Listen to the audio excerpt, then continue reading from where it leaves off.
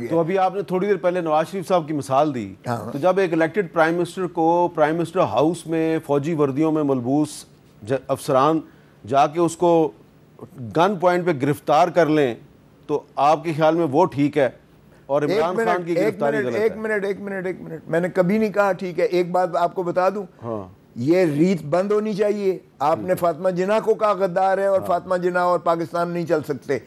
آپ نے کہا مجیب الرحمان غدار ہے, مجیب الرحمان اور پاکستان نہیں چل سکتے, جبکہ مجیب الرحمان نے فاطمہ جناح کی کیمپین کی تھی. آپ نے بھٹو کو کہا غدار ہے اور آپ نے کہا بھٹو اور پاکستان نہیں چل سکتے. آپ نے جوش کا حشر کیا. آپ نے بے نظیر کو کہا غدار ہے اور بے نظیر اور پاکستان نہیں چل سکتے.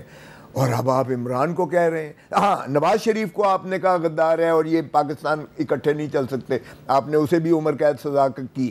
اور اب آپ عمران خان کے خلاف جو ہے درمیان میں ایک بھول گیا, وہ جب عمران خان صاحب پرائم منسٹر تھے انہوں نے کہا خواجہ آصف غدار ہے, اس پہ آرٹیکل 6 کا مقدمہ درج کرو. دیکھیں وہ تو جو بھی سیاسی بیانات ہوتے رہیں گے, لیکن ایک بات تو خواجہ آصف کی بڑی واضح ہے.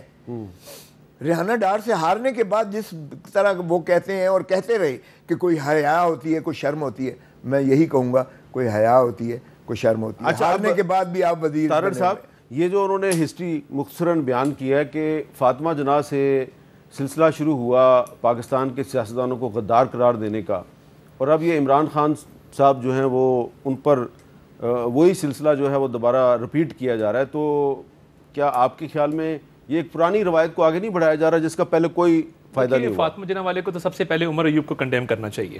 اس کو اون بھی کریں, کنڈیم بھی کریں, آ کے فلورا ہاؤس بات کریں, میں ان کو دعوت دیتا ہوں. کھسا صاحب نے اچھی بات کی, اس کو کنڈیم کریں آ کے. وہ کیوں کریں, میں کنڈیم کر رہا ہوں, ایک ہی بات ہے. نہیں, وہ ان کا ڈائریکٹ نہیں, وہ کیوں کریں, وہ پوتے ہیں نا جی. آپ جواب دیں اپنے نانا کے دادا کے. میں بالکل دوں گا جی, بیٹھا ہوں اور حلفن دوں گا, قرآن کے اوپر دوں گا اگر آپ کہیں گے. تو بات یہ ہے کہ آپ نے ملکی تاریخ کے اندر دیکھا جس طرح بھی لوگوں نے سختیاں برداشت کی. یہ کھوسا صاحب کی فارمر جماعت جب یہ تھے وہاں بھی بہت لوگوں نے سختیاں برداشت کی. دیکھیں, کسی نے ملک پہ وار نہیں کیا. کسی نے یہ نہیں کہا کہ میں نہیں رہوں گا تو ملک ٹوٹ جائے گا. کسی نے یہ نہیں کہا کہ نکلو اور خان نہیں تو پاکستان نہیں. کسی نے یہ نہیں کہا. نواز شریف بستر مرگ پہ اپنی اہلیہ کو چھوڑ کے آئے, دکھ برداشت کیا. جس دن ان کی والدہ کی وفات ہوئی, شہباز شریف سے جرا کر رہا تھا اکاؤنٹیبلٹی کورٹ کا جج. ہم روئے نہیں, ہم نے چیخیں نہیں ماری, ہم نے مظلومیت کا پرچار نہیں کیا. جیلوں کے اندر آپ رانا ثناء اللہ جس جیل میں تھے, سٹروک ہوا, ہم چپ رہے. ہم نے کہا کوئی بات نہیں, پارٹ اینڈ پارسل ہے, ہمارا تو جرم بھی کوئی نہیں تھا. ادھر آپ توشہ خانہ کا بھی کیس کریں, 190 ملین پاؤنڈ کا بھی کیس کریں, اس کے بعد آپ سائفر کا بھی کیس کریں, آپ پہ اربوں روپے کی کرپشن کے بھی الزامات ہوں اور ان کیسز میں سہولت کاری بھی جاری ہو, اور اس کے بعد آپ سہولت کاری دہلی کی کرپشن کا الزام نہیں ہے. گڈ ٹو سی یو کی کچھ باقیات بھی تو ہوتی ہیں نا. اچھا, ہاں, تو گڈ ٹو سی یو کی باقیات آپ کا خیال ہے کہ جسٹس عمر الطاف بندیال صاحب کی کچھ باقیات ابھی جوڈیشری میں ہیں؟ میں سمجھتا ہوں کہ دیکھیں, لوگ فین فالوئنگ ہے نا, وہ سیلیبریٹی کو سارا اور نظر سے دیکھتے ہیں, تو ظاہری بات ہے دل کے جذبات ہیں, کچھ سوشل میڈیا کے بھی پریشرز ہوتے ہیں.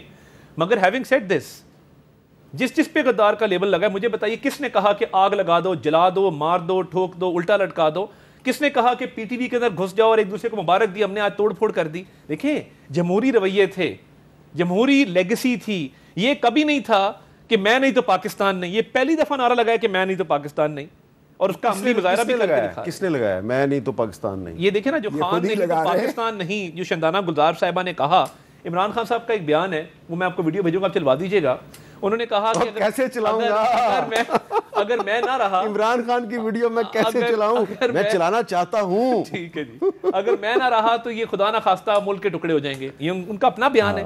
یہ دیکھیں نا, کوئی اپنی بقا کو, کوئی سیاسی لیڈر, خوف تو اتنا ہے عمران خان کا, خوف تو اتنا ہے. میں ایک سیاسی جماعت کا رکن ہوتے ہوئے, پاکستان کا ایک پولیٹیکل ورکر ہوتے ہوئے میں یہ کہوں گا, کوئی سیاسی لیڈر, کوئی سیاسی جماعت پاکستان سے بڑی نہیں ہے. پاکستان پہلے ہے اور پھر سیاسی لیڈر ہیں. یہ تو کھوسا صاحب بھی اعتراف کریں گے 100%. کوئی پاکستان سے اوپر کوئی نہیں ہے. نا, اس میں تو کوئی دوسری رائے ہو ہی نہیں سکتی ہے. مجھے یہ بتائیں کہ یہ کس نے کہا ہے. اور دوسری بات, یہ اتنا خوف ہے ان کو, حکومت ان کی ہے نا, 2-3 سال سے تو انہی کی چلی آ رہی ہے حکومت.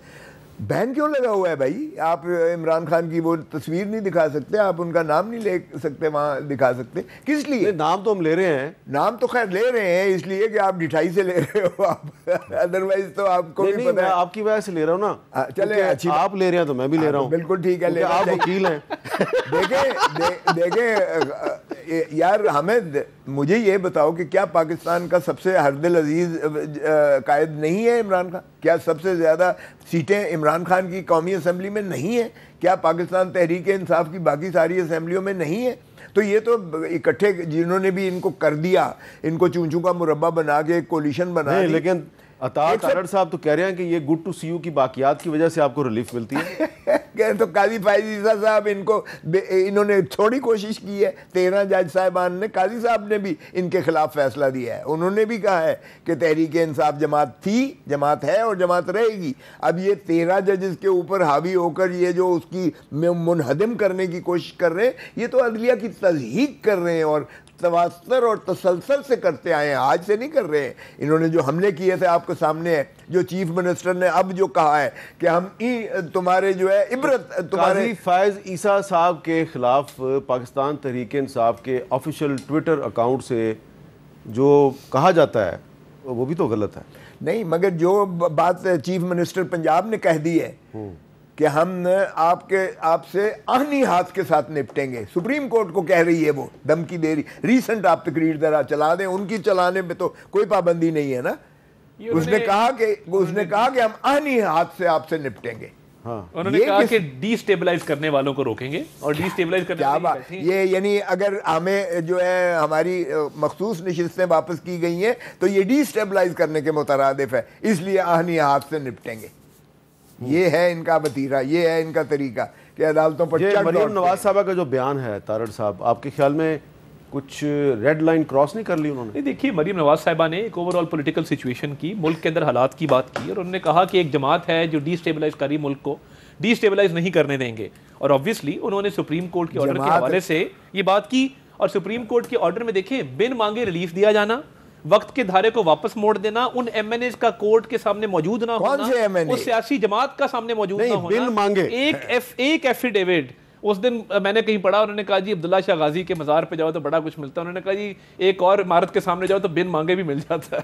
وہ کنول شوزف پٹیشنر تھی, اس میں ہماری جو ویمن ایفیڈیوٹ کسی کا نہیں تھا. کمال ہے, وہ اس نے بھی ایس آئی سی کا ریلیف مانگا تھا, تحریک انصاف کا ریلیف کسی نے نہیں مانگا. الگ پٹیشن آتی سنتے اس کو. ویسے اس کی لیگل انٹرپریٹیشن کوئی تو ہوگی نا کہ بن مانگے ریلیف کیسے مل گئی آپ کو؟ یار حامد میر, ایک تو میرے بھائی بھی ماشاءاللہ وکیل ہیں, ان کو آرٹیکل 187 کا بھی علم ہونا چاہیے کمپلیٹ. 187 کس کے لیے ہوا اس ملک کہ مکمل انصاف ملے گا. دیکھیں مکمل انصاف نہیں ہوگا, آپ گراؤنڈ ریالٹیز اصل حقیقت پر نہیں پہنچے گی تو پھر اللہ میاں کے پاس. انہوں نے کورٹ نے یہ کہا جی کہ پتہ لگائیں کہ سنی اتحاد کونسل میں آپ شامل کیوں ہوئے. او بھائی, میں سنی اتحاد کونسل کا نام میں نے پہلی دفعہ سنا تھا یار, میرا کیا تعلق ہے سنی اتحاد, کیوں شامل ہوئے آپ اس میں؟ اور میں کبھی, دیکھیں بات یہ ہے کہ جب میں نے فارم دیا, میں نے اس میں لکھا کہ میں پاکستان تحریک انصاف کا, میں نے اس میں اپنا حلف نامہ دیا.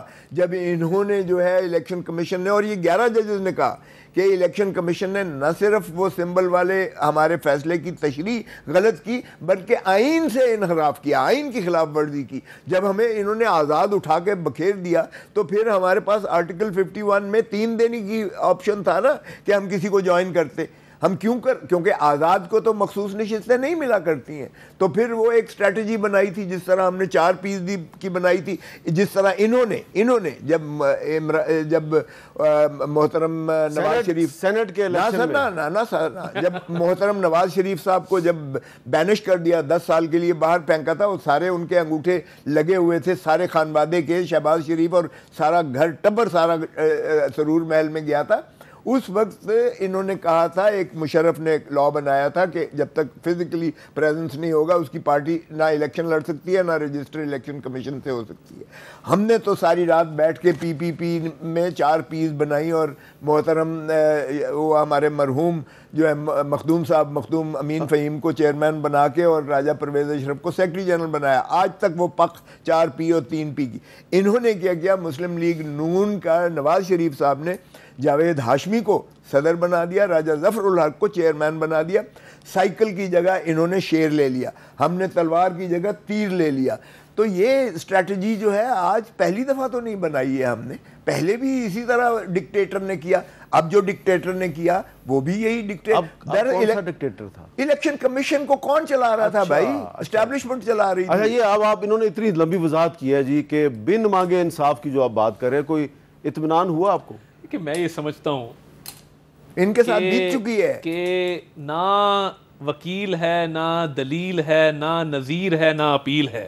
یعنی آپ نہ وکیل ہے, نہ دلیل ہے, نہ اپیل ہے. سبحان اللہ. اب یہ ریویو میں گئے ہیں نا, اس کو دیکھ لیں گے ذرا ریویو میں کیا ہوتا ہے. یہ شعر پورا مکمل کر دیتا ہوں. ہیں عجب روش کی عدالتیں اور نرالے ہی ڈھپ کے ہیں فیصلے, نہ نظیر ہے, نہ وکیل ہے, نہ اپیل ہے, نہ دلیل ہے. یہ پھر توہین عدالت کا ارتکاب کر رہے ہیں. اگر ان کے حق میں ہوتا فیصلہ تو بہت بڑا مشہور شعر ہے. اور میں یہ سمجھتا ہوں کہ دیکھیں بن مانگے ریلیف آپ بلا لیتے ہیں, میں نے اس کو آپ کہتے ہیں ہم 187 کے تحت سمجھتے ہیں, انہوں نے منگوائے, انہوں نے فارم منگوائے, یہ ایفیڈیوٹ دیں یہاں پہ کہ اس جماعت کے ممبر بننا چاہتے ہیں. اچھا نہیں, لیکن وہ جو بات آپ کر رہے تھے مریم نواز صاحبہ کا سٹیٹمنٹ اگر آپ کے پاس ہے تو تھوڑا چلا دیں. سپریم کورٹ کا ڈیسیجن آیا, یہ ڈی سٹیبلائزیشن کی کوشش نہیں ہے تو اور کیا ہے, جس میں انہوں نے وہ کچھ بھی عطا کر دیا جو مانگا ہی نہیں گیا تھا ان سے. آئین اور قانون کہتا ہے کہ آپ فلور کراسنگ نہیں کر سکتے, اور سپریم کورٹ کے ان ججز کا ڈیسیجن کہتا ہے کہ آپ فلور کراسنگ کریں, ہماری پسند کی جماعت کو جوائن کریں گے تو بات بنے گی. ایک ہارے ہوئے شخص کو فیور کرنے کے لیے جو آج قوم کا مجرم ہے, آپ دیکھیں اس کو لانے کے لیے آئین کو ری رائٹ کر رہے ہیں. میں سپریم کورٹ کے ججز سے یہ عرض کرنا چاہتی ہوں کہ چلنے دو اس ملک کو, انشاءاللہ تعالی یہ حکومت 5 سال پورے کرے گی. اگر کسی نے اس کو ڈی سٹیبلائز کرنے کی کوشش کی تو اس کے ساتھ آئینی ہاتھوں سے نپٹا جائے گا. آپ کو ضمیر کے مطابق فیصلے نہیں کرنے ہوتے, آپ کو آئین اور قانون کے مطابق فیصلے کرنے ہوتے. اگر آپ کا ضمیر بکا ہوا ہے تو ہم کیا کر سکتے ہیں؟